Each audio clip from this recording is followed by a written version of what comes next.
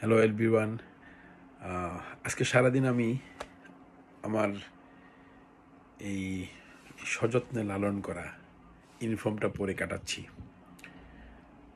দীর্ঘ ২৭ বছর আমি এই ইউনিফর্ম জীবনের সাথে সম্পৃক্ত ছিলাম। ২১ সালের পর রিটায়ারমেন্ট যখন নিয়েছি তখন থেকে আমি খুব সযত্নে এই ইউনিফর্মটা রেখে দিয়েছিলাম আমার কাছে। এটা আমি আমার পূর্বের একটা ভিডিওতেও জানিয়েছিলাম। খুব ইচ্ছে ছিল যে যেদিন ভালো লাগবে, যেদিন মনে হবে যে এই ইউনিফর্মটার প্রতি আমার দেশের মানুষের কিছুটা হলেও ভালো লাগা আবার ফিরে আসছে বা আসবে বা এসেছে, সেদিন হয়তো আমি ইউনিফর্মটা আবার গায়ে চড়াবো।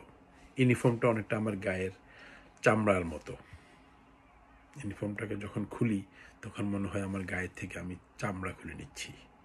আমার রিটায়ারমেন্টের দিন সেদিন আমার তেমনটাই মনে হয়েছিল। কিন্তু ২০০৯ সালের পর থেকে যেভাবে বাংলাদেশ সেনাবাহিনী আস্তে আস্তে আত্মসম্মান হারাতে শুরু করলো এবং বাংলাদেশের জনগণের কাছে তাদের যে সম্মান, যে আস্থার জায়গাটা, সেই জায়গাটা যখন ধীরে ধীরে ধীরে ধীরে একটু বিচ্যুত হওয়া শুরু করলো, সেই কষ্টটা বুকে পুষে রাখাটা অনেক কষ্টকর ছিল। সেটাকে সহ্য করা যাচ্ছিল না। জানি না কেন যেন আজকে স্বাধীনতা আমি দেখিনি, কিন্তু মনে হচ্ছে আমি স্বাধীনতা পেয়েছি, স্বাধীন হয়েছি। আমি হয়তো গর্ব করে কোনোদিন বলতে পারবো আমার ভবিষ্যৎ প্রজন্মকে যে আমি আমাদের গর্বিত সেনাবাহিনীর একজন গর্বিত সদস্য ছিলাম। এই গর্ব করে বলার জন্যই আজকে আমি ইউনিফর্মটাকে আবার পরেছি। আমার সন্তানদেরকে আমি দেখিয়েছি। সারাদিন আমি আজকে ইউনিফর্মটা পরে কাটাচ্ছি, বসছি, ঘুরছি, উঠছি, ফিরছি, খুব ভালো লাগছে।